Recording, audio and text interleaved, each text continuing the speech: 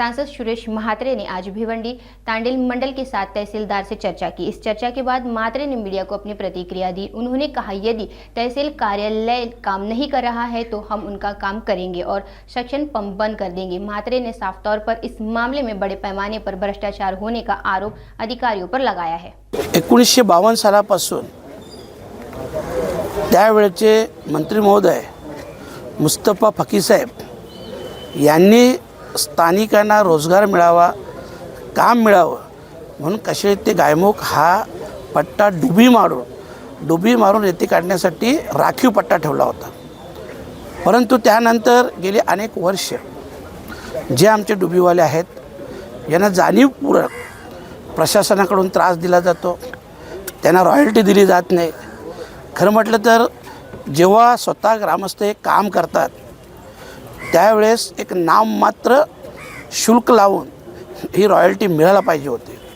परंतु ही रॉयल्टी देताना शासन अव्वाच्या सव्वा निकष लावायला लागले आणि आता तर तिथं अनधिकृत डेजर चालू केलेले आहे। ह्या डेजरला मेरिटाईम बोर्डाने परवानगी दिली, गौण खनिज जे ठाणे शाखा आहे यांनी देखील परमिशन दिली।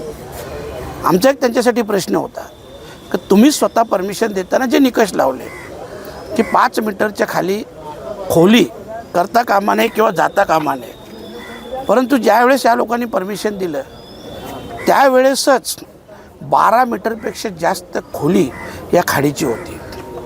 म्हणजे ह्यांचेच निकष यांनी तपासून न पाहता एक प्रकारचा खूप मोठा भ्रष्टाचार या माध्यमातून अधिकाऱ्यांनी केलेला आहे असं आमचे स्पष्ट आरोप आहेत आणि हे आम्ही त्यांच्याच ऑर्डरमध्ये नमूद पॉईंटचं पुराव्यानिशी सिद्ध करणार आहोत। दरवर्षी जी मेरिटाईम बोर्डाकडून तपासणी केली जातो ह्या तपासणीचा जो अहवाल आहे हा देखील अहवाल खोटा दिला जातो।